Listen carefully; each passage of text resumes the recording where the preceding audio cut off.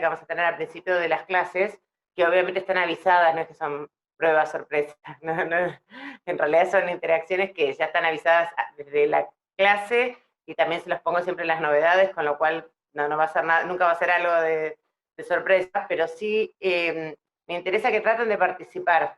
Por un lado, porque cuando uno participa se da cuenta también qué entendió y qué no, y qué dudas se le generaron. O sea, yo no vengo para que, o sea, en esta parte yo no estoy tomando un oral, no es que tienen que saber la respuesta y espero una respuesta técnica.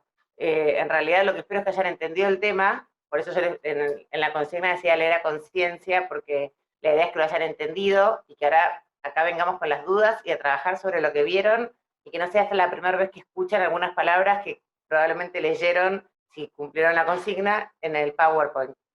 Y además porque esta parte también va a ser parte, valga la redundancia, de la nota que van a tener. Entonces, les sirve de alguna manera el concepto para redondear para arriba. O sea, obviamente no es que les voy a restar puntos si no contestan, pero no van a sumar para redondear. Entonces, si están ahí de promocionar o no, y esto los puede ayudar. Entonces, por eso lo aviso desde ahora, para que después no sea una sorpresa y se arrepientan los que no participaron de repente. No les va a pasar nada malo, pero no van a tener ese plus de redondeo que les puede ayudar a dar el saltito final y no tener que verme la cara en un final. Entonces, quizás está bueno, piénselo de ese lado, piénselo como un win-win. O sea, van leyendo un poco ahora y se van familiarizando con los temas, y al final tienen como la recompensa mayor. Bueno, aclarado esto, y obviamente no voy a empezar como a tomar lista para ver quién leyó, quién no leyó, sino que quiero ver si alguno me quiere hacer algún comentario, por empezar, de qué entendió que es un concurso preventivo. No me lo lean, o sea, no es que quiero leer el PowerPoint, después el PowerPoint lo vamos a ver juntos, pero ¿qué entendieron, o qué entendió, si alguno entendió algo, que es un concurso preventivo? Profe, yo, bueno, leí y según lo que entendí es como que un deudor no puede hacer frente a sus obligaciones y por eso de manera voluntaria llama a este concurso preventivo a hacer frente, bueno, a sus deudas frente a sus acreedores. Entiendo esto. Está Que muy tiene que bien. participar un juez. Y yo le quería hacer una consulta porque en el principio del PowerPoint, sobre el final, habla como de que un juez tiene que homologarlo y importará la innovación. Y eso de homologar, no entiendo mucho, o sea, capaz no lo tengo tan claro, No, y está perfecto, innovación no. tampoco. Tranquila, porque no es Así, eso esperable es. que ahora entiendan esos términos. O sea, Entiendo como que homologado es como que el juez le tiene que dar como aprobación, algo de un visto eso, bueno, pero digamos. no técnicamente, claro. Y Bueno, bueno, muy eso. bien, o sea, muy bien. La verdad, ¿es tu primera aproximación o conocías antes lo que eran los concursos preventivos? No, es la primera vez, solamente leí Para el haber leído el PowerPoint. PowerPoint, sinceramente te felicito, porque Ah, muy acertado lo que dijiste con respecto a los concursos preventivos. ah, Obviamente, ahora lo vamos a pulir un poco y profundizar, y obviamente me voy a referir a tu pregunta, pero la realidad es que como primera aproximación es muy buena. ¿Alguien más quiere aportar algo de qué entendió que es un concurso preventivo? ¿O cuál es la finalidad, si te sirve más? Y la finalidad es La finalidad, que, perdón. no, bueno, la finalidad es que los acreedores puedan, que no quede pendiente esta deuda del acreedor y se encuentre la manera más, no sé cómo decirlo, más amigable para ambas partes y que todos queden contentos, por decirlo de una manera. Lo voy a tomar parcialmente, Sí, está muy bien, pero voy a hacer después una aclaración con respecto a eso. ¿Qué más por ahí entendieron? ¿Alguien por más ahí quiere los decir No, de- algo? yo iba a decir como que Sí. el objetivo es como que convoca a los acreedores como para renegociar sus deudas. Bueno, me vamos redondeando un poco más. Muy bien. ¿Alguien más? ¿Vos querías decir algo, Santiago? sí, por ahí Roxana. como que los deudores quieren demostrar que hay una voluntad de pago, ¿no? No como que, o El de hacer deudor, es frente uno solo, ¿eh? a sus Son deudas. varios acreedores, pero es un deudor. El deudor quiere, pero está Claro, bien. exacto, hacer frente a las deudas que posee. Bueno, primero voy a empezar por esa parte, después les voy a preguntar un poquito qué entendieron de los principios, pero primero voy a ir a esta parte general, porque está bueno lo que fueron diciendo y sirve de alguna manera como hacer esta construcción colectiva, porque quizás al escucharlo con palabras de sus compañeros se les va haciendo más fácil después internalizar los conceptos más técnicos. ¿Qué pasa? Cuando nosotros hablamos de un concurso preventivo, la realidad es que, bueno, vamos por el principio. Nosotros nos vamos a regir en toda esta parte de concurso preventivo y quiebra por la ley 24.522, ¿sí? Que ya la mencioné la vez pasada, la ley de concursos y quiebras.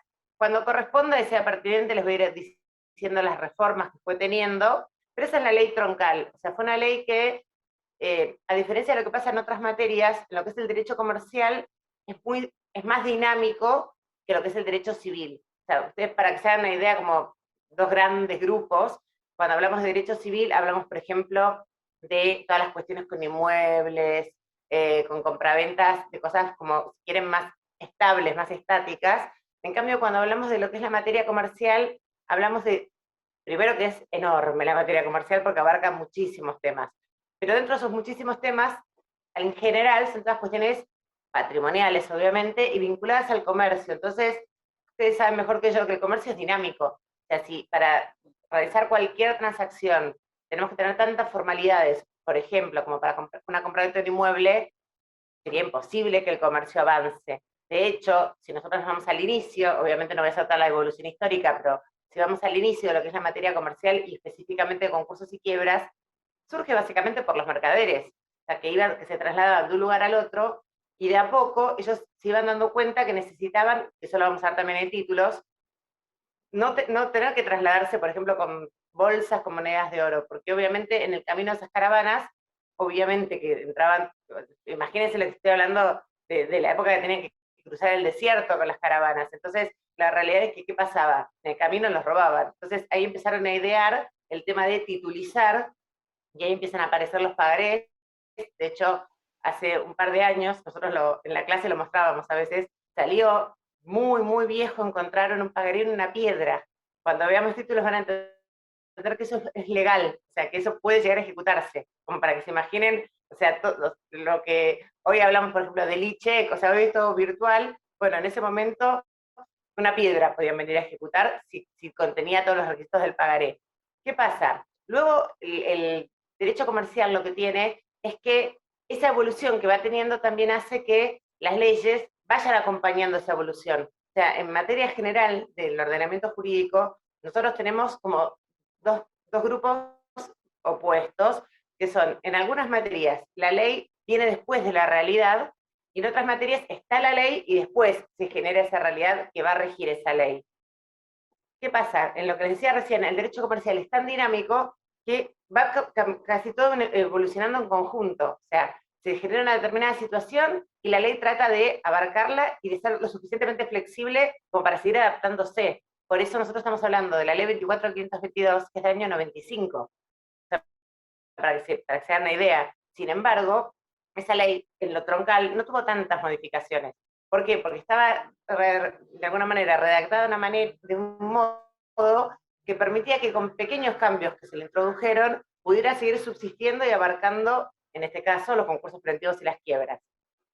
¿Qué sucede? La realidad es que cuando nosotros pensamos en concursos preventivos y quiebras, tenemos que pensar que tienen aspectos en común y aspectos diametralmente opuestos. Pero ¿qué pasa? En general, tienen más en común que lo contrario. ¿Por qué? Porque si nosotros pensamos cuál sería el grupo, o sea, cuál sería el género es concurso, o sea, solo concurso, no concurso preventivo, concurso. Y dentro de ese género, nosotros tenemos como dos especies, que es el concurso preventivo, que es lo primero que vamos a hacer nosotros, y el concurso liquidativo o quiebra. Y ahí lo que tienen como esencial de diferente entre estos dos grupos es sobre todo la finalidad. ¿Por qué? Porque, así como dijeron ustedes, entre lo que íbamos completando de lo que dijo cada uno, la realidad es que la finalidad del concurso preventivo es el acuerdo. Esa es la finalidad. O sea, estaba bien cuando dijeron lo que iban diciendo ustedes, porque de repente era de acuerdo a quién lo miraban, porque obviamente la finalidad del deudor es tratar de poder, de alguna manera, cerrar esa situación de impotencia patrimonial, esa situación, como hablaba hace rato la compañera, que no podía cumplir sus obligaciones regularmente y sobreponerse a eso. O sea, esa es su finalidad personal. Lo mismo que la finalidad personal de los acreedores es tratar de percibir el crédito. Eso desde ya. Pero cuando hablamos de la finalidad del instituto, o sea, cuando hablamos de la finalidad del concurso preventivo, ahí estamos viendo por su finalidad propia el acuerdo. O sea, cuando ustedes tienen que pensar, ¿para qué sirve un concurso preventivo? O sea, ¿para qué existe el concurso preventivo? Para lograr el acuerdo. ¿El acuerdo entre quién? Entre el deudor, que se presentó en concurso preventivo, como dijo muy bien la compañera, y sus acreedores. Después vamos a ver, porque esto tiene obviamente varios requisitos legales, tiene distintos pasos, y como paso final, por decirlo de alguna manera, que ese acuerdo obtenga las mayorías que la ley prevé, y que ese acuerdo, una vez que obtiene las mayorías, el juzgado lo homologue, que era también la pregunta que hicieron recién, que de alguna manera, y por ser una de las primeras clases, esa homologación significa que el juzgado advierte que se cumplieron todos los requisitos de fondo y de forma en el acuerdo, y que además ese acuerdo respetó el orden público, o sea, el orden general, respetó la ley, por supuesto, no hubo fraude, no hubo abuso, entonces ese acuerdo se puede homologar, o sea, puede obtener, de alguna manera sería como el sello IRAM, ¿vieron? O sea, tendría como el sello del visto bueno judicial. Y eso es fundamental, solo lo voy a mencionar porque lo mencionó la compañera y no lo quiero dejar sin responder, pero por supuesto que lo vamos a ver esto en detalle, bastante más adelante, pero lo vamos a ver en detalle, que una de las primeras consecuencias o efectos principales que tiene esta homologación es lo que se llama la novación, que era la pregunta. Está en el artículo 55 de la ley. ¿Qué tiene la novación? Que cuando uno se presenta en un concurso preventivo, los acreedores que van a venir a participar tienen una obligación a su favor, por supuesto, o sea, la obligación la tiene el deudor, ellos tienen un crédito, que es por lo que van a venir. O sea, se supone que, por ejemplo, si yo estoy tratando de llegar a un acuerdo, es porque vengo y digo, bueno, a mí me deben 10.000 pesos, por ejemplo, bueno, yo quiero formar parte de esta negociación que va a tener lugar en el concurso preventivo para que de alguna manera me cubran al menos algo de lo que se me debe. Pero ¿qué pasa? Esa obligación original, en el ejemplo, y muy, o sea, tómenlo como, hoy como muy superficial lo que estamos explicando, ¿no? Obviamente que vamos a ver mucho mejor esto, pero esta obligación inicial, que eran esos 10.000 pesos que a mí me debían, puede suceder que en el acuerdo yo acepte que me paguen, no sé, voy a decir el 50%, por ejemplo. Entonces, esos 10.000 pesos que me debían, me van a pagar 5.000. ¿Qué quiere decir la novación? Que obtenido ese acuerdo y obtenida la homologación judicial, o sea, ese visto bueno judicial, mi obligación, o sea, el crédito que yo voy a tener a mi favor y la obligación que va a tener el deudor para conmigo pasa a ser por 5.000 pesos. O sea, se extingue la obligación inicial y nace una nueva a raíz de la homologación del acuerdo. Eso es la novación. Es una nueva obligación. La anterior se extinguió.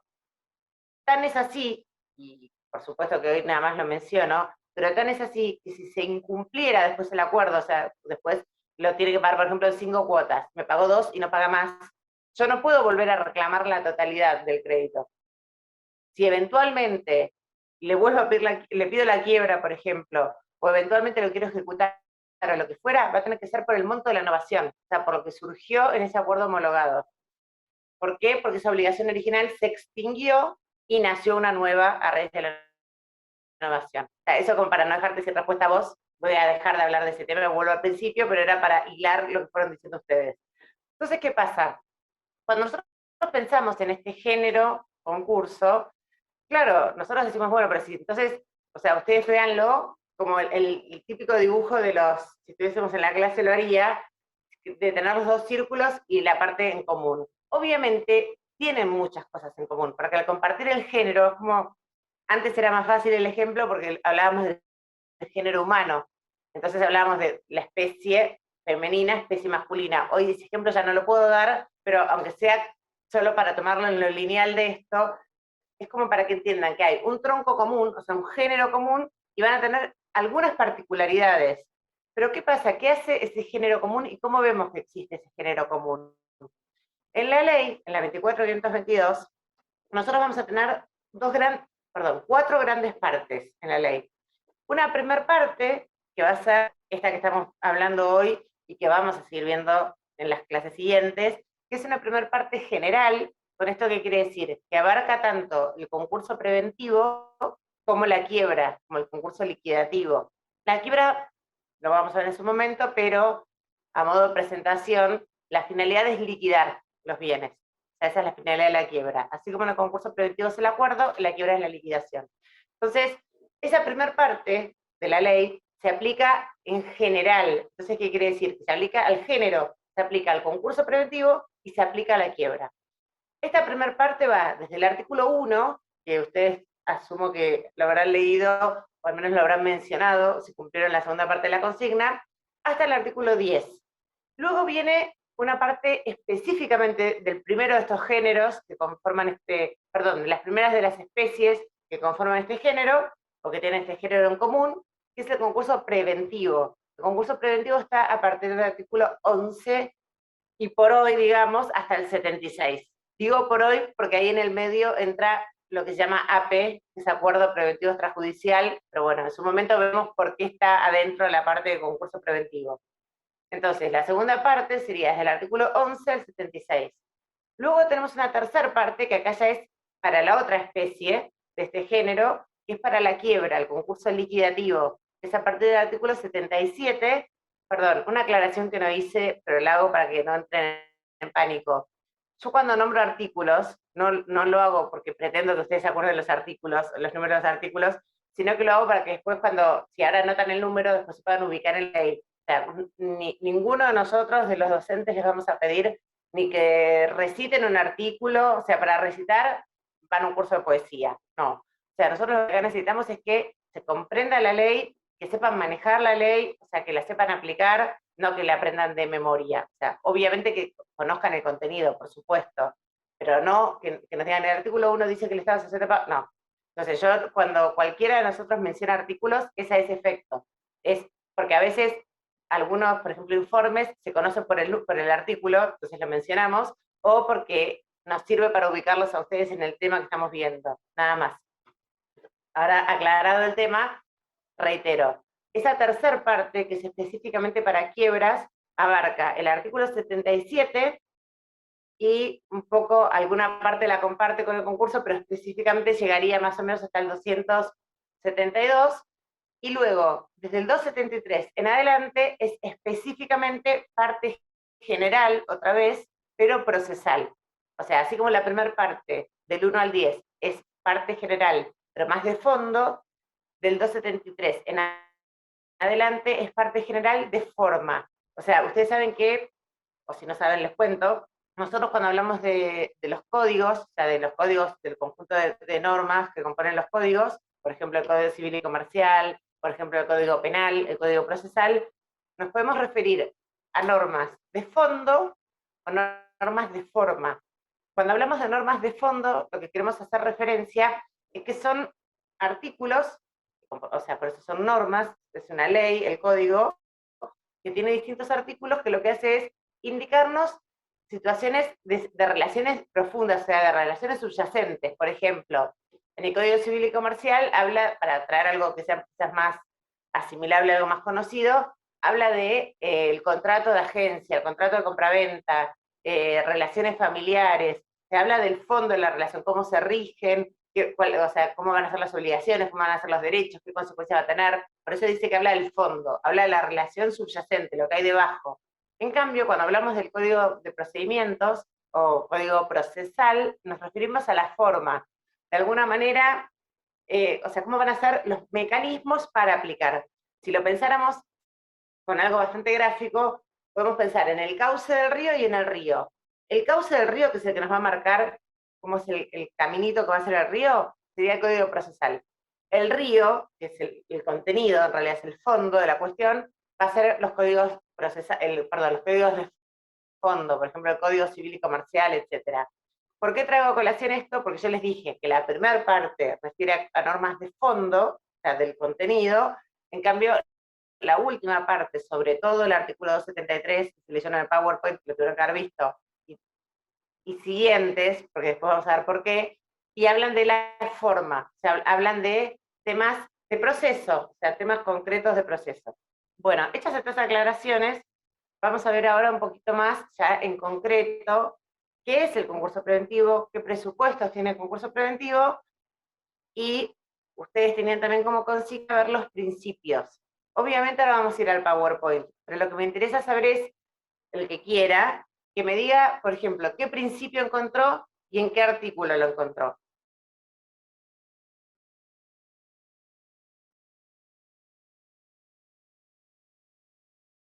¿Nadie encontró nada?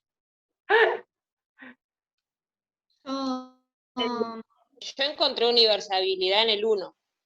Sí. ¿Todos encontraron lo mismo? ¿Alguien encontró otra cosa? en el artículo 9 habla de representación voluntaria y, por ejemplo, fui así salteando, y en el 44 de los acreedores privilegiados, que un principio era unidad o así, y decía como que todos iban a tener el mismo trato salvo preferencias de Igualdad, la es ley. Y en ese. claro, igualdad. Y en este artículo habla de los acreedores privilegiados, porque tienen un especial. ¿No? Bien. ¿Alguno más encontró algún otro principio y nos trasladamos al PowerPoint?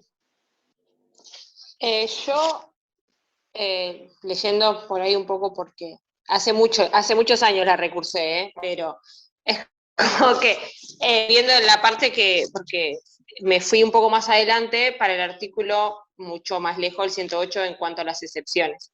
¿Excepciones a De qué? la parte de universabilidad. Ah, bien. A las eso, porque estaba hablando de eso, la universabilidad, o sea, en el 1, o sea, y que las excepciones me fui al artículo 108, que está mucho más alejado, ¿no? Pero como que la uní ahí Muy bien, también. muy bien.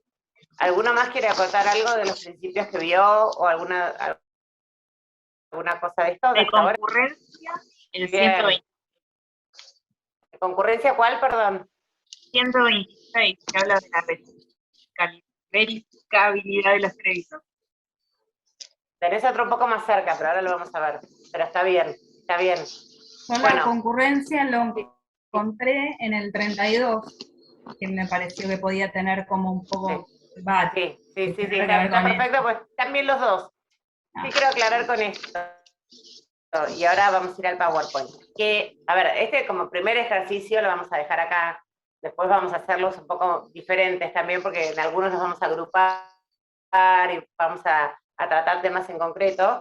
Por ejemplo, vamos a ver fallos o resoluciones de apertura, vamos a tener que hacer ejercicios más en concreto en clase, digamos. Pero para hacer la primera aproximación, y que todavía les quiero presentar un poco más el PowerPoint para que se comprenda mejor, vamos a dejarlo acá, pero por supuesto, a medida que voy dando el PowerPoint, el que quiera hacer algún comentario, recuerda algo que leyó, les genera alguna duda, se liberan los micrófonos ustedes mismos y lo hacen. Con respecto a lo que dijeron recién, y eso me lleva para hacer una aclaración, tengan en cuenta lo que les dije hace un ratito, el género es el mismo, las especies son distintas. ¿Por qué digo esto? Porque más allá de algunas particularidades que vamos a ver ahora más adelante, también que los distinguen al concurso preventivo y la quiebra, por ejemplo, quién es el sujeto que puede pedir un concurso preventivo y quién puede pedir la quiebra, que básicamente el concurso preventivo solo lo puede pedir el propio deudor en Argentina, porque hay otras legislaciones que es distinto, pero en Argentina es solo el propio deudor el que voluntariamente, por eso se dice que el concurso preventivo es uno de los procesos voluntarios, o sea, porque no es forzoso, o sea, se presenta si quiere en concurso preventivo, si no, no. En cambio, en quiebra, en el caso de la quiebra, como concurso liquidativo, sí lo puede pedir un tercero. O sea, puede ser el propio deudor o puede ser un tercero. ¿Qué sucede? Y voy a decir esto, y nos conectamos y vemos el PowerPoint para no cortárselos por la mitad. Pero lo que sí quería aclarar con respecto a este tema es el siguiente. Recién dos compañeras nombraron para un mismo principio dos artículos. Está bien, están muy bien los dos. Pero ¿cuál es la particularidad? Que una nombró el 32, que es en concurso preventivo, la otra nombró el 126, que es para quiebras. Si se acuerdan las 4 partes que divide la ley, van a ver que quedan, obviamente, el 32 dentro de la parte de concurso preventivo y el 126 en la parte de quiebra. ¿Y esto por qué? Porque justamente esa característica que hace que tengan el género en común, hace que muchas acciones estén espejadas. Por eso para ustedes va a ser, cuando tengan que ver la segunda parte, cuando veamos quiebras, va a ser mucho más sencillo para ustedes, porque mucho de lo que veamos lo vamos a ver en concurso preventivo. ¿Qué va a pasar? Que en quiebra, como línea general para unas primeras clases, lo que podemos decir es que todos los efectos y las decisiones que se toman son como más intensas. ¿Por qué? Porque de repente algo que en el concurso preventivo, como es la administración, por ejemplo, es más compartida, entre comillas, porque la lleva adelante el propio deudor, con vigilancia del síndico nada más, en la quiebra directamente es desplazado. O sea, ¿y esto por qué? Por la finalidad recuerden que en el concurso preventivo es el propio deudor el que está diciendo, bueno, estoy en una situación de impotencia patrimonial, quiero tratar de llegar a un acuerdo con mis acreedores. Por eso es como que de alguna manera las riendas las tiene más él. Y en la quiebra la situación no es esa, la situación es, estoy en una situación de impotencia patrimonial tal que no estoy en condiciones de ir a un acuerdo. O sea, directamente pongo mis bienes a disposición para que se liquiden de acuerdo a lo que la ley dice y listo. Entonces, por eso las situaciones son distintas. Y por eso, en tanto concurso preventivo como en quiebra, podemos encontrar artículos que parecen espejados, pero que siempre van a tener un plus adicional en materia de quiebras con respecto a las consecuencias que va a generar. Bueno, entonces ahora les sugiero que si les parece, nos conectamos, vemos el PowerPoint y después vemos las dudas que se les generaron.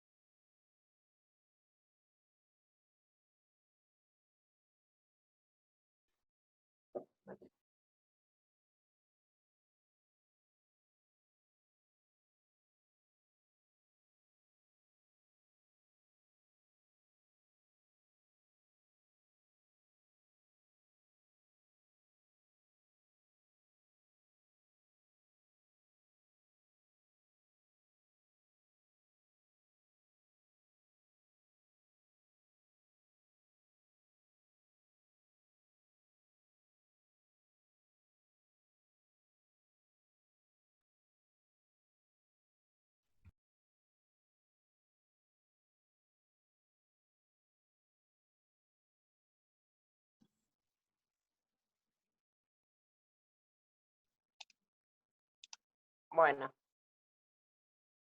ahí, ¿ustedes están viendo la pantalla que estoy compartiendo? Sí, sí. Perfecto. Sí. Bueno, si todos leyeron el que había que leer, este era el PowerPoint sobre el que íbamos a trabajar, que tenían que leer para la clase de hoy, ¿sí? Bueno, ahora cuando se termine de abrir en pantalla completa. Ahí va. ¿Lo están viendo bien? Sí, sí. Bárbaro. Cualquier cosa díganme porque yo ahora estoy, o sea, solo puse el PowerPoint para que lo puedan ver entero y no los veo a ustedes, con lo cual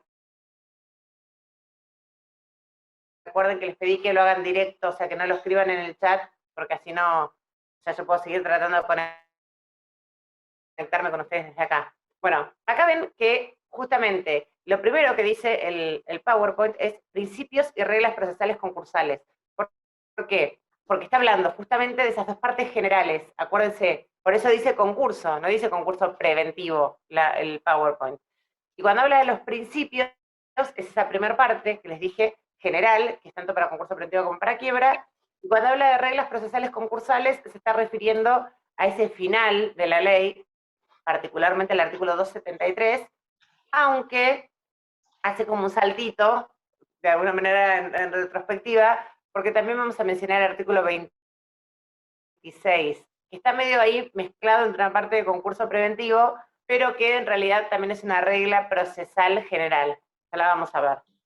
Bueno, acá tienen una de las posibilidades, o sea, no es una definición que está sacada de ningún libro, sino que la fue armando la doctora Analía Gómez, que es la jefa de trabajos prácticos de la comisión, que de alguna manera lo que trató de hacer fue incluirles en esta definición las características y los principios concursales, por eso puso, es un proceso universal. ¿Todos saben qué quiere decir, o alguien me puede decir qué quiere decir que es un proceso universal? ¿Por oposición a qué? ¿Qué otros procesos hay? ¿A nadie le llamó la atención que esté marcada la palabra? Yo lo veo como que es su proceso universal, o sea, su todo, o sea, todo lo que tiene. ¿Todos comparten eso o alguien pensó en otra cosa cuando leyó el proceso universal? Bueno, yo les voy a contar esto. Nosotros tenemos 3 procesos universales en lo que es el derecho argentino, que son el concurso preventivo, la quiebra y la sucesión. Concurso preventivo y quiebra comercial, de naturaleza comercial, patrimonial, y la sucesión de naturaleza civil. O sea, es un tema de familia y bienes, pero desde el punto de vista civil. ¿Qué sucede? Cuando nosotros hablamos de un juicio universal, después vamos a hablar del principio de universalidad, que sí un poco deriva de lo que dijo recién la compañera, pero cuando se habla de un proceso universal, se habla de alguna manera por oposición a lo que son los procesos singulares o bilaterales. Habitualmente, vamos a poner un caso que de alguna manera, una que podamos conocer todos, pensemos un caso de un despido, por ejemplo, o también un caso de daños, un accidente de tránsito. Generalmente tenemos una parte, que sería el actor, la otra parte, que es el demandado o el accionado. Entonces, la relación jurídica se centra en ellos dos, en actor, en demandado, y ahí se genera el litigio.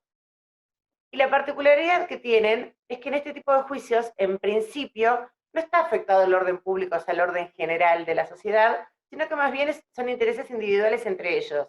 Con la particularidad que una vez que cada uno, a grandes rasgos, por supuesto, cada uno fijó su posición, luego van a ofrecer, en ese momento, ofrecer qué pruebas quieren probar, el juzgado va a determinar qué pruebas hay que realizar para poder acreditar los dichos, para llegar a la verdad de la situación, y se resuelve. Y en definitiva se dicta una sentencia, que de alguna manera pone fin a este pleito. La particularidad que tienen los concursos, tanto concurso preventivo como la quiebra, es que no hay solamente dos intereses en juego, el del actor y el del demandado. Y estas dos partes que cada uno intenta, obviamente, tener razón y, llevándolo a lo coloquial, llevar agua para su molino, no es la situación del concurso preventivo y la quiebra. Acá tenemos múltiples intereses en juego, donde están, obviamente, el del propio deudor, el de los acreedores, el de los auxiliares, que terminen, por ejemplo, un martillero, un síndico, que terminen siendo funcionarios del concurso, el de la sociedad, cuando digo sociedad, sociedad civil, o sea, no la sociedad concursada, por ejemplo, sino la sociedad civil. Y les voy a dar un caso real que tuvimos nosotros en otro juzgado donde yo estuve antes, que van a ver por qué les digo que hay tantos intereses en juego, y muchas veces, contrariamente a lo que parece, el principal interés no es el del deudor, muchas veces es de los acreedores, y fundamentalmente dentro de los acreedores de los trabajadores. ¿Por qué? Nosotros tuvimos un caso que era una sociedad en las afueras de Santiago del Estero. Era una sociedad que estaba concursada, estaba en una situación complicada, pero un concurso preventivo, y resulta que la particularidad que tenía es que el pueblo básicamente había crecido en torno a esa empresa. Entonces, indirecta o directamente, o directa, dámosle usted el orden, el 95% del pueblo estaba vinculado con esa empresa. Entonces, básicamente, cuando en un momento el concurso preventivo peligró a punto de estar muy cerca de que se decretara la quiebra, no vino el concursado al juzgado a hablar, vinieron los trabajadores.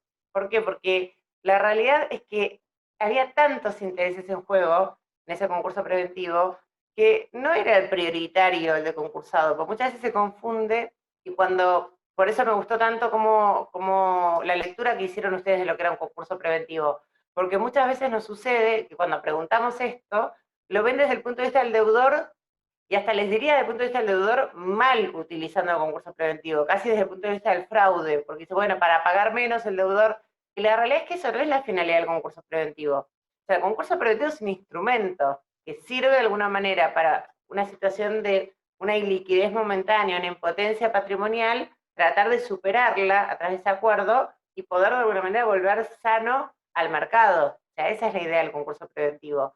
Es una herramienta como puede ser un martillo, una herramienta. Ustedes con un martillo pueden pegarle a una persona, o con un martillo pueden hacer una obra de arte. Bueno, con el concurso preventivo también se puede llegar a un acuerdo legítimo y que todos estos intereses en juego que yo les conté se encuentren satisfechos, o pueden hacer un desastre con un concurso preventivo o tratar de vulnerar, por ejemplo, a los laborales o a los proveedores o al acreedor que fuera. Entonces, es una herramienta, o sea, eventualmente lo que va a estar mal es cómo la utiliza ese deudor, y ahí es donde entra el tribunal para no permitir que eso suceda. Pero sea, lo que tienen que entender es que la finalidad del concurso preventivo siempre es el acuerdo. O sea, es intentar que se llegue a un acuerdo legítimo, que no sea abusivo, que no sea en fraude a la ley y que no viole el orden público. Y en este caso, para ya no dejarlo sin el final de la historia, por suerte, finalmente ese concurso preventivo que les contaba de Santiago del Estero prosperó y fue para adelante, y de alguna manera el pueblo siguió existiendo. Entonces, con esto yo les quiero evidenciar por qué cuando hablamos de procesos universales, estamos pensando en que hay muchos intereses en juego y muchas relaciones recíprocas. O sea, no es lineal, como el caso que yo les dije antes, actor demandado, sino que hay interrelaciones entre sí, o sea, redes de relaciones. Entonces, proceso universal mediante el cual un deudor que se encuentra en imposibilidad de hacer frente de manera regular a sus obligaciones, estas palabras están todas puestas a propósito. O sea, de hecho, la semana próxima lo que vamos a hablar es del estado de cesación de pagos. Y de hecho, la consigna del viernes va a tener que ver con eso también. El estado de cesación de pagos es el presupuesto objetivo necesario, en principio, ya vamos a ver por qué en principio, para que exista un concurso preventivo de una quiebra. Y por eso, acá en esta definición que hizo la doctora, dice un deudor que se encuentra en imposibilidad de hacer frente de manera regular a sus obligaciones. Estado de cesación de pagos. O sea, esa es como de alguna manera la idea central de lo que es la cesación de pagos.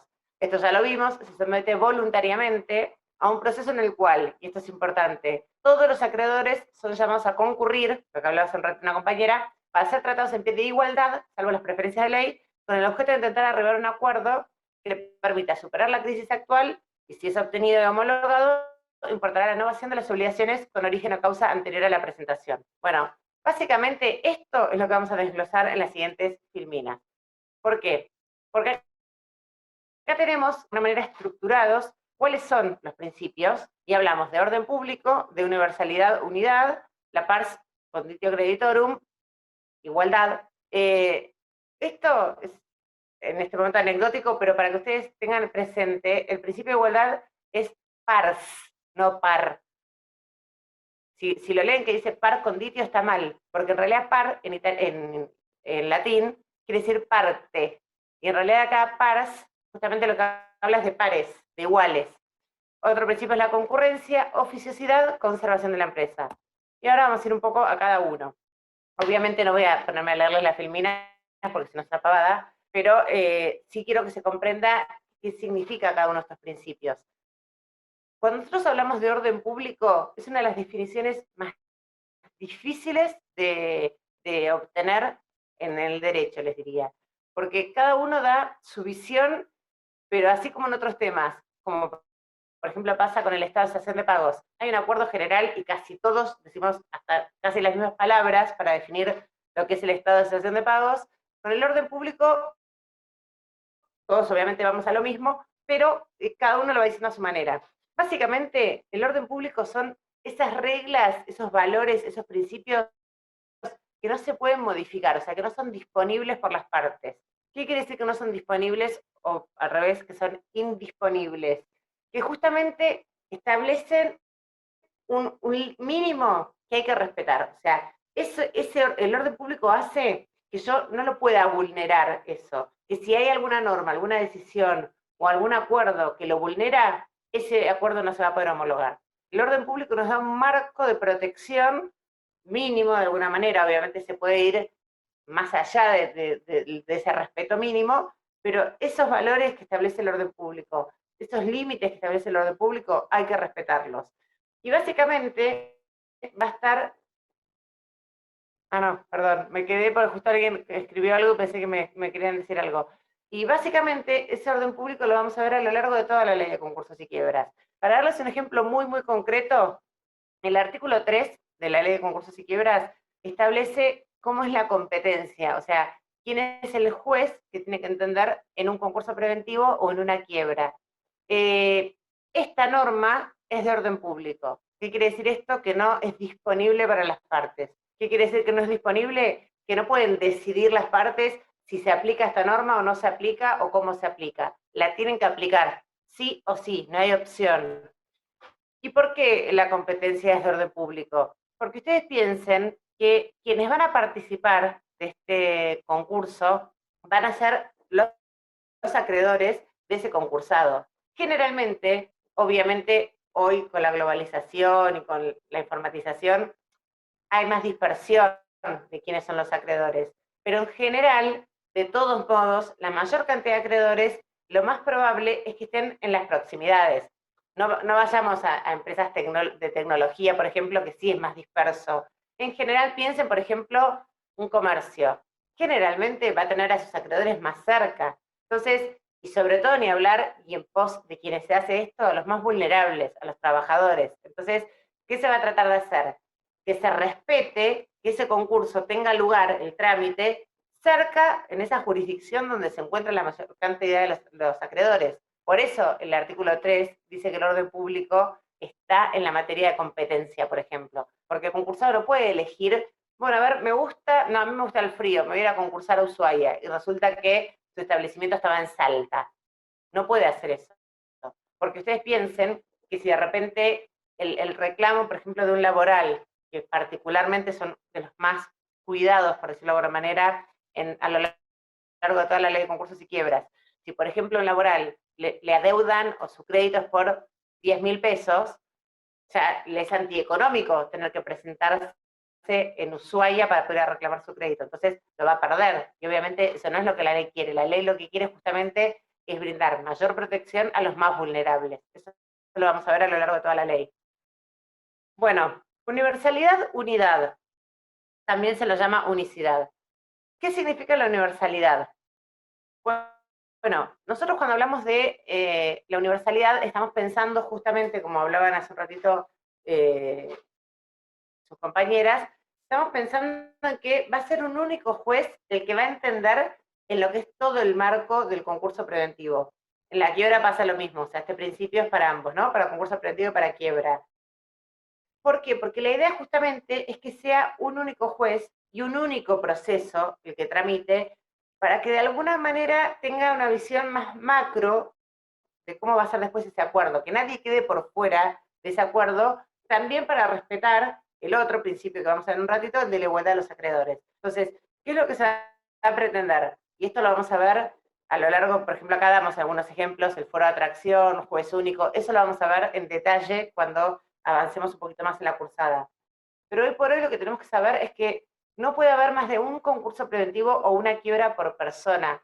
Así como de repente yo puedo promover varios juicios, no sé, por cobro de facturas y tenerlos en paralelo y no pasa nada, o puedo tener un juicio de daños y perjuicios, uno por cobro de facturas y uno por, no sé, por un despido, y pueden ser coexistentes y tramitar en simultáneo, no hay ningún inconveniente. Yo puedo tener un concurso preventivo en capital y un concurso preventivo en provincia. O de repente tener una quiebra en Cava y tener un concurso preventivo en Chaco. No, o sea, puede haber solo un concurso preventivo o una quiebra por sujeto. Y esto es porque justamente lo que va a tratar el concurso preventivo es de que todos los bienes de un determinado concursado formen parte de esa masa activa, que ¿para qué la vamos a tener? Porque por otro lado vamos a tener una masa pasiva.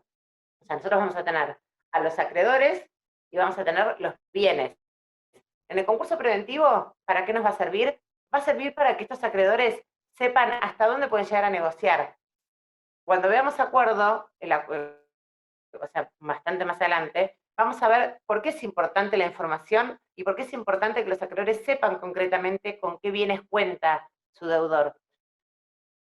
Porque ustedes imagínense, si ustedes de repente saben que su deudor, pónganse en la piel de acreedores, ¿no? Si yo también fuese una acreedora, somos todos acreedores, y resulta que sabemos que nuestro deudor tiene un auto, una casa y unas mercaderías.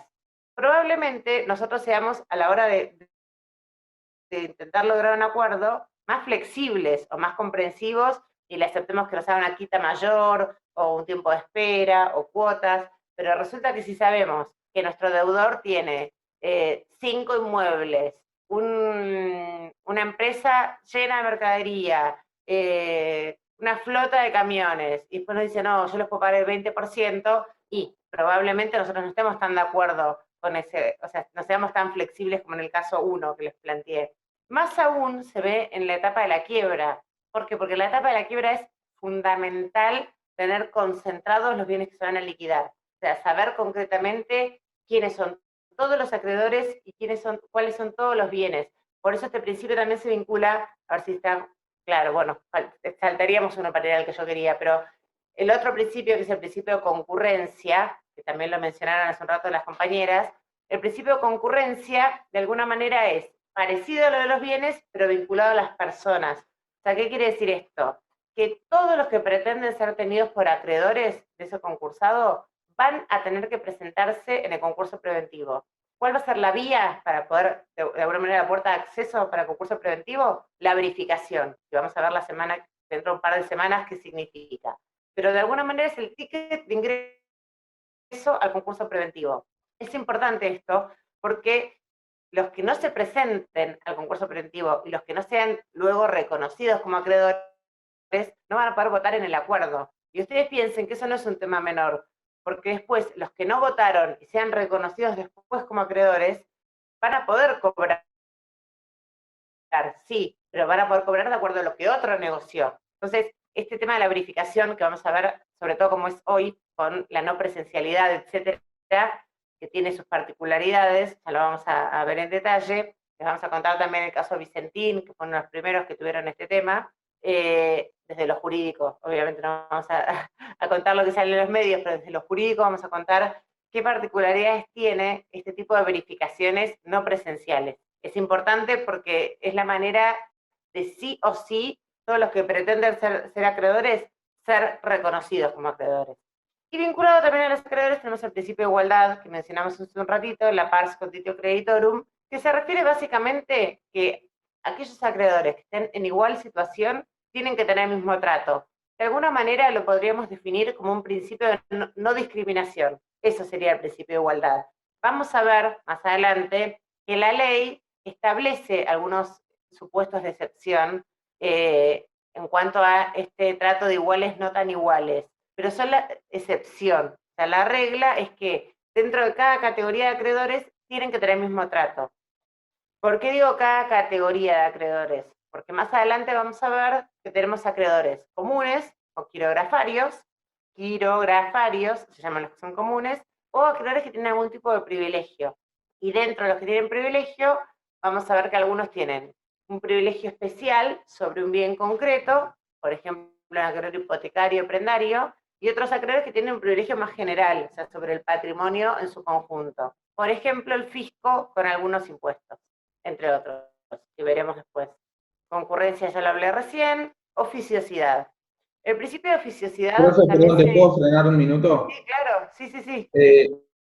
Ahí en lo que hablaste antes, digamos, en los que no tienen, privilegio, participación o voto, digamos, porque no se los reconoce como acreedores en un principio, pero después sí, pueden cobrar, pero lo que negocia otro.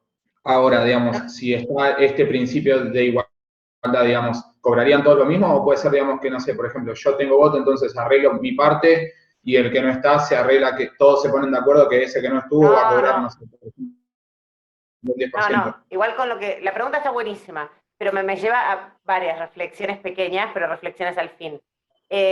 Ojo, porque yo no dije... Se pueden presentar distintas situaciones. Puede ser el caso que vos decís, que al principio no se lo reconoció y luego se ha reconocido porque se revisó el crédito, es una opción. Otra opción es que nunca se presentó a verificar y aparece después, y era legítimo quizás como acreedor, pero no se presentó en el tiempo que se tenía que presentar. Esto no quiere decir que va a perder la oportunidad para siempre, pero el tema que va a tener es que lo que no va a poder es abrir nuevamente la posibilidad de negociación. Entonces, cuando yo dije lo del acuerdo, que no van a poder votar, es porque a la votación concretamente del acuerdo que presente el deudor a sus acreedores, van a poder ir aquellos que fueron reconocidos oportunamente, ya vamos a ver, es el artículo 36. Los que fueron reconocidos en esa resolución por el juzgado, que pasaron de ser pretensos acreedores a ser reconocidos como acreedores, o sea, declarados acreedores por el tribunal, esos son los que van a ir a votar.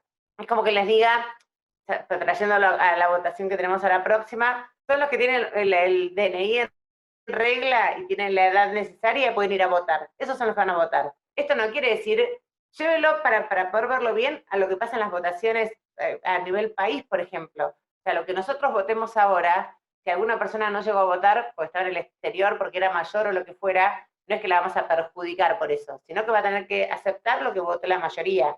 Bueno, es esa la idea, o sea, no es que en el acuerdo van a votar, bueno, los que estamos acá cobramos el 100, y el que no vino que cobre 50. Eso no se puede hacer, y ahí está el límite de la igualdad de los acreedores. Pero ¿qué pasa? Supongamos que nosotros acordamos, porque, no sé, porque nos parece que el deudor está dando al máximo, porque tiene buena fe, y decimos, bueno, está bien, que nos pague el 50% en 5 cuotas. Y resulta que uno de los que vino después, que estaba en la misma situación que nosotros, era un acreedor común, por ejemplo, dice, no, bueno, pero yo le hubiera votado, no sé, en 2 cuotas. Bueno, está bien, pero no estabas en la votación y la mayoría decidimos que sean 5. O sea, no es que se le va a hacer un trámite distinto o un trato diferente al que no estaba, pero va a acogerse a la situación de los demás. Lo que no va a poder es modificar lo que otro acordó. ¿Se ve la diferencia? Sí, sí, sí, perfecto. Y digamos, y en el caso de que, o sea, por ejemplo, digamos, se acoge a lo que el resto decidió, por más de que, digamos, llegue tarde. O sea, ya están puestas las condiciones y va a recibir eso que se acordó, digamos. A ver, para no hacer puede la recibir. primera clase te digo que sí. O sea, después vamos a ver hasta cuándo pueden llegar. O sea, no es que siguen llegando indefinidamente personas. O sea, vamos No, a ver está bien, después digamos, cómo porque en pueden llegar. principio, digamos, no es que se vería perjudicado, digamos, por no estar. O sea, en un principio, No. digamos. Por eso yo les equiparé un poco, o les vinculé para que lo tengan más, quizás más tangible, el principio de igualdad o la pars conditio con la no discriminación. O sea, los acreedores que estén en la misma categoría tienen que tener el mismo trato. O sea, después, estén presentes, se sumen después o lo que fuera, van a tener el mismo trato. La única diferencia va a estar en que, por eso se lo llevé también a la votación en el país. Yo, si por ejemplo no estoy al momento de la votación, no es que después me van a perjudicar porque no estaba, pero voy a tener que aceptar lo que votó otro. Es eso. O sea, acá es igual. El acreedor que no estaba todavía reconocido por las múltiples cosas que pueden pasar, que ya vamos a ver, va a tener que aceptar lo que votó otro. No es que ese otro le va a votar, bueno, al que no estuvo, no, él va a votar por así. Lo que pasa que después, si ese otro que no estuvo, o que fue reconocido después, estaba en esa categoría, bueno, tendrá el mismo trato que tuvieron los otros. ¿Está bien? Profe, ¿le puedo hacer ¿Alguien más una quería preguntar pregunta? algo? Sí, le hago una Sí, pregunta sí. rápida. Obvio. En el principio de la universalidad, cuando hablamos de la imposibilidad de coexistencia de dos procesos, ¿corre solo para el deudor o para deudor y acreedores? De que no se puede estar concursado. Cuando dijimos No. Por ejemplo, vos lo que me preguntás es si puede estar concursado el deudor y concursado también el acreedor. O sea, cuando dijimos que no se puede existir dos procesos concursales, o sea, sobre En la misma persona, sobre en la la misma misma persona, persona. claro, pero si para los deudores o para los deudores y acreedores, para el deudor o para los ambos. No, nosotros en este momento estamos hablando de los principios concursales, con lo cual estamos viendo desde el lado del deudor. Ah, ok, Pero ok. esto no quita que, por ejemplo, supongamos que yo fuera la deudora, para hacerlo más fácil, y ustedes son mis acreedores. Pero puede ser que alguno de ustedes también esté concursado. De hecho, en Argentina pasa. O sea, no es algo, no estamos planteando algo que... Sí, obvio que acá hay muchas veces concursados de los dos lados. O sea, quizás está concursado el deudor y está concursado uno de sus acreedores. Lo que no, pero separados, o sea, ellos no tienen nada que ver entre... O sea, lo que no puede haber es más de un concurso por sujeto. No importa la situación que tenga ese sujeto. Puede ser en un momento deudor y en otro momento puede ser acreedor de otro. De hecho, los concursos preventivos tienen generalmente las dos calidades. O sea, si lo vemos desde el lado del concurso preventivo, obviamente es deudor el concursado, pero muchísimas veces los sujetos que están concursados tienen créditos por cobrar en otro, o sea, son acreedores también quizás de otro concurso, por ejemplo. ¿Se entiende? Sí, ¿O sí, no? sí, perfecto. Sí, sí, ahora sí. Bárbaro, bárbaro. Bueno, la oficiosidad se vincula muy parecido, y de hecho es una derivación de la inquisitoriedad. No sé si está puesto acá. La inquisitoriedad es el típico proceso penal, vieron que es inquisitivo, que, o sea, no está esperando, sino que es el que mueve de alguna manera hacia su destino final un determinado proceso. Bueno, eso es la oficiosidad. Lo que quiere decir es, ojo con esto sí es fundamental. El juzgado, nosotros, de oficio, quiere decir que no tiene que haber pedido de parte. Cuando nosotros decimos que algo se hace de oficio, no es que porque tiene el oficio de ser un judicial, no, que lo hace sin que se lo tenga que pedir otro, lo hace solo, o sea, el juzgado, cuando tiene que tomar cualquier decisión en el concurso preventivo para que pueda avanzar hacia su trámite, no espera que la parte le diga, bueno, y ahora que avance la otra etapa, bueno, y ahora que avance la otra etapa, no, eso ya está. Una vez que se abre el concurso preventivo, o una vez que se decreta la quiebra, el juzgado lo va a llevar hacia el final, así pase lo que pase con el concursado. ¿Qué quiero decir pase lo que pase? Después desaparece el concursado, fallece el concursado, se declara incapaz al concursado, o se lo declara con capacidad restringida, o lo que fuera, eso no va a afectar el trámite del concurso preventivo o de la quiebra. Va a seguir su curso y el juzgado se va a encargar que siga su curso. Pero esto se me lo graban, por favor, en la cabeza. Yo sé que están cansados, pero esto, por favor, se lo graban. No quiere decir la oficiosidad que el juzgado va a abrir un concurso preventivo sin pedido de parte, o va a decretar una quiebra sin pedido de parte. Eso no pasa. O sea, siempre tiene que haber un pedido de parte para abrir el concurso preventivo o para decretar la quiebra. ¿Está bien? O sea, la oficiosidad con lo que tiene que ver es que una vez que se abrió el concurso preventivo, porque se resolvió abrir el concurso preventivo, o una vez que se decidió decretar la quiebra, porque se declaró la quiebra, a partir de ahí es cuando el juzgado ya se pone al hombro el proceso y dice, bueno, el proceso tiene que ir hasta el final. Sea para, en el caso del concurso preventivo, intentar llevarlo hasta el momento del acuerdo. Esto no quiere decir que el juzgado va a forzar el acuerdo, sino que va a hacer que las etapas avancen hasta su fin. Después el acuerdo se puede obtener o no, eso depende de los acreedores y del deudor. Pero el juzgado va a llevar, no se va a paralizar el expediente, eso es lo que quiero decir. Y por el otro lado, en el caso de la quiebra, el juzgado va a llevar hacia la liquidación de los bienes. O sea, no va a decir, bueno, vamos a esperar a ver si alguien pide que se liquide, no. ¿Está bien? ¿Sí? Sí, pero Bueno, si no tomábamos el silencio, como que sí.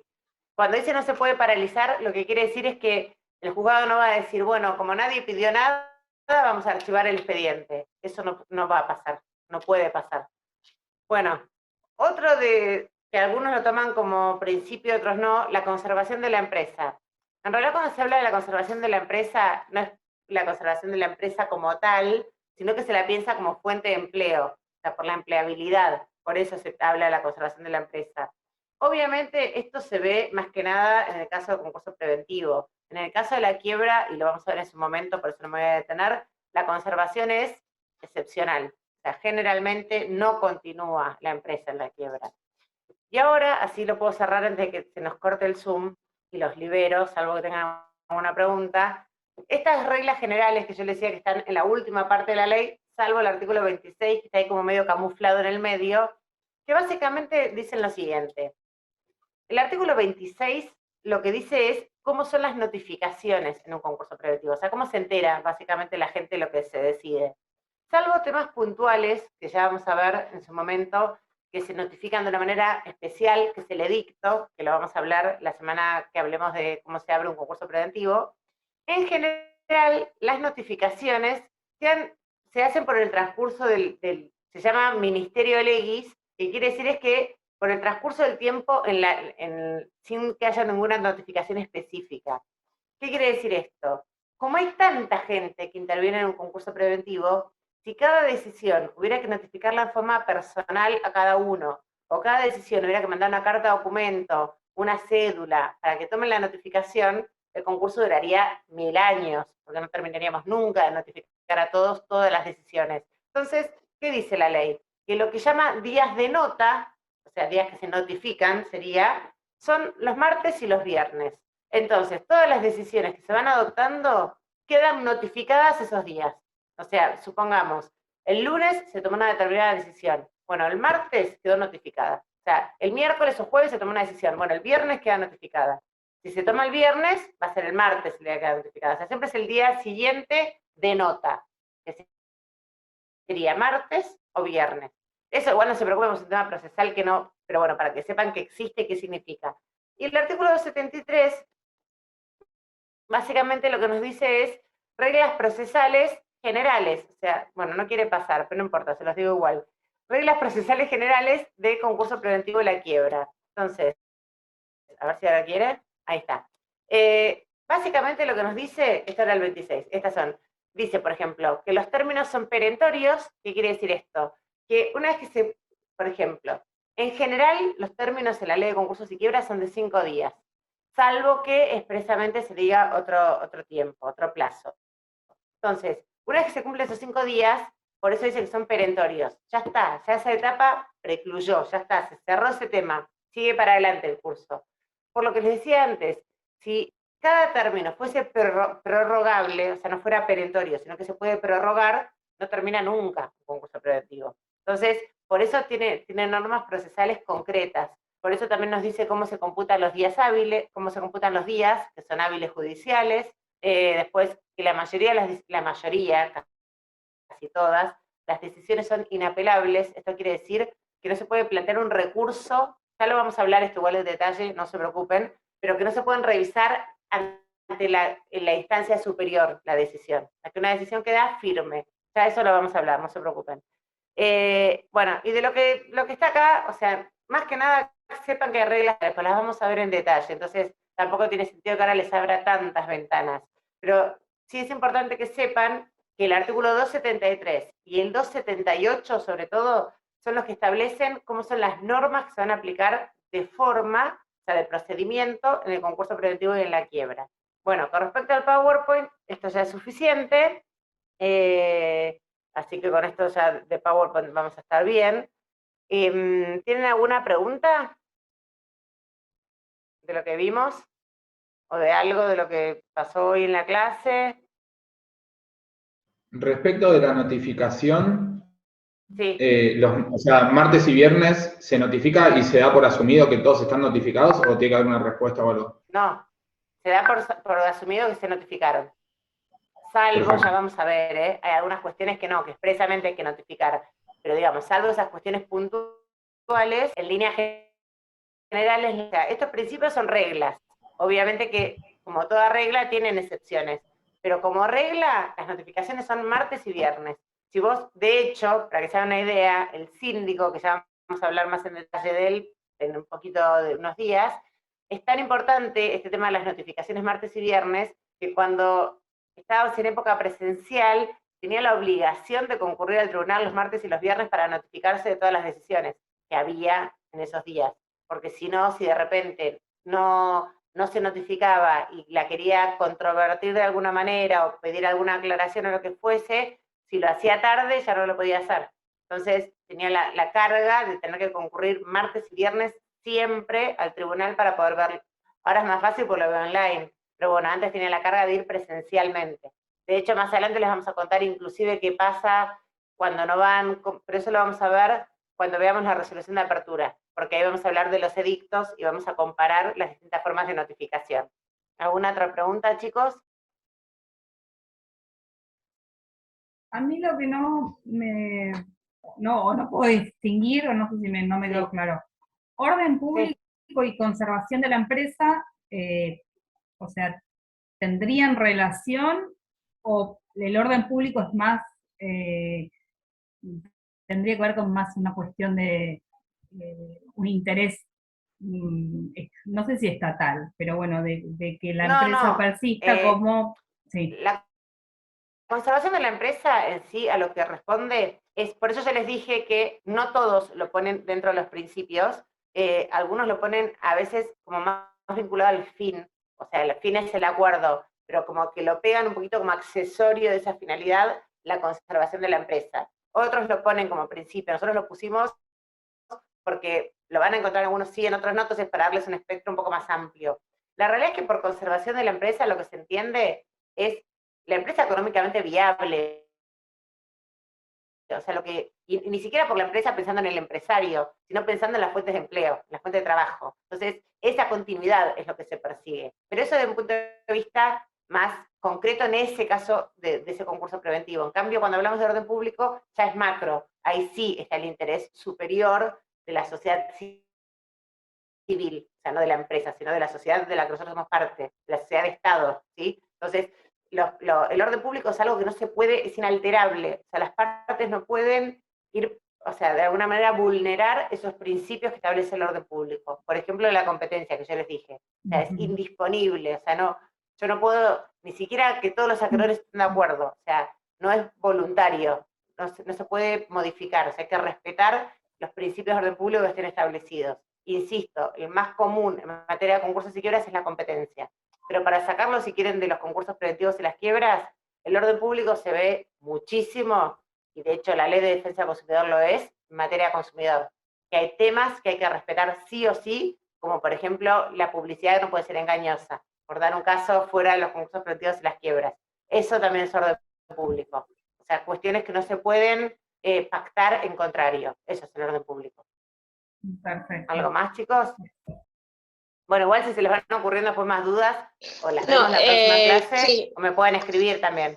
En la parte que hablaba recién también la compañera que decía la conservación de la empresa, es como que el Estado busca también evitar como que la empresa que está presentando concurso haga que otra empresa también genere insolvencia, o sea, afectar a otra empresa indirectamente, va a buscar evitar eso. Chicos, perdón, se está por cortar. Si ustedes quieren, nos volvemos a conectar y seguimos. Si no, les contesto esto y lo vemos como quieran. En realidad, sí, la conservación de la empresa es más una consecuencia y es algo obviamente deseable por el Estado, pero no es que es un principio que la ley fija que sí o sí hay que conservar la empresa. No, eso no. Claro, no. Claro, ok, listo. ¿Algo más, chicos? Bueno, si no, si quieren me siguen hablando, pero si no, les agradezco que se hayan conectado. Para mañana van a tener entonces en el campus todo cargado. Dudas que tengan las puedo recibir por mail y también van a tener la consigna del próximo viernes y lo que vamos a ver el próximo martes. ¿Está bien? Gracias, profe. Y gracias también por haber leído la consigna y empezar con esta dinámica. Gracias a todos. Buenas noches. Buenas noches. Chao, nos vemos. Hasta luego.